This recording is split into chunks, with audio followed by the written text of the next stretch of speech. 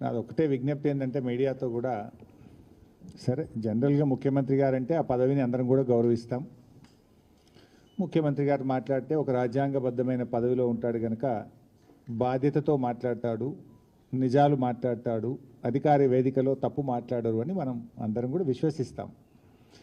దురదృష్టం ఏంటంటే మన రాష్ట్ర ముఖ్యమంత్రి రాజ్యాంగబద్ధమైన పదవిలో ఉంటూ అన్ని అబద్ధాలే మాట్లాడతాడు.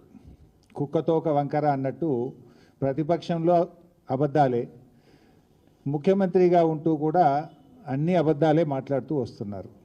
జర్నలిస్టులు అనేది, మీడియా అనేది ఫోర్త్ ఎస్టేట్గా మనందరికీ కూడా ఎంతో గౌరవం ఉంటుంది.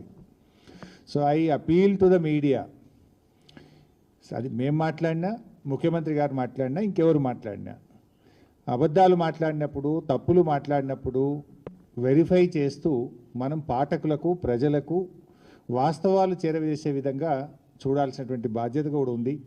జనరల్గా ఎప్పుడన్నా ఏదన్నా ఒక నాయకుడు కానీ, ఒక పార్టీ కానీ తప్పు మాట్లాడితే ఏం చేస్తారంటే ఆ వార్తల్ని కట్ చేసి వాళ్ళు క్రాస్ చెక్ చేసి నిజాలను మాత్రమే ప్రసారం చేసేటువంటి ఒక గొప్పతనం మీడియాకు ఫోర్త్ ఎస్టేట్గా ఉంది. నిన్న రేవంత్ రెడ్డి గారు మాట్లాడిన, నేను ఆధారాలతో సహా చూపిస్తాను, ఆల్ లైస్, పచ్చి అబద్ధాలు, గోబల్స్. ఏమైందంటే రాష్ట్ర ప్రజలు, రాష్ట్రం అనేది చాలా ముఖ్యం, వ్యక్తులు ముఖ్యం కాదు. రేవంత్ రెడ్డి గారు ఉండొచ్చు, రేపు పోవచ్చు. తెలంగాణ రాష్ట్రం ముఖ్యం, రాష్ట్ర ప్రజలు ముఖ్యం, రాష్ట్ర హక్కులు ముఖ్యం.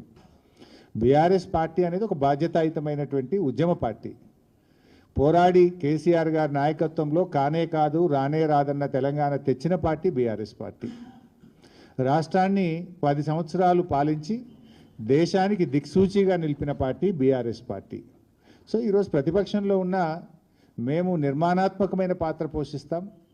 ప్రజలే కేంద్రంగా, రాష్ట్ర హక్కులే కేంద్రంగా, రాష్ట్ర ప్రయోజనాలే కేంద్రంగా బీఆర్ఎస్ పార్టీ పనిచేస్తుంది. దురదృష్టం ఏంటంటే బాధ్యతాయుతమైన పదవిలో ఉన్న రేవంత్ రెడ్డి ప్రజలు, రాష్ట్రము, రాష్ట్ర హక్కులు కేంద్రంగా కాకుండా రాజకీయాలు కేంద్రంగా, బురద జల్లడమే లక్ష్యంగా ఆయన మాట్లాడుతూ ఉన్నారు.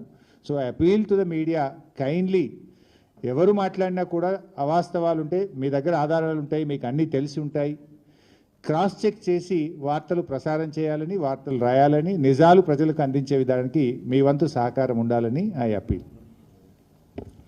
సరే, let's come to the subject. ముఖ్యంగా నిన్న కాంగ్రెస్ పార్టీ, ఇప్పుడు అది కూడా ఒకటి ఆలోచించాల్సిన అవసరం ఉంది. మీరు పెట్టింది ప్రగతి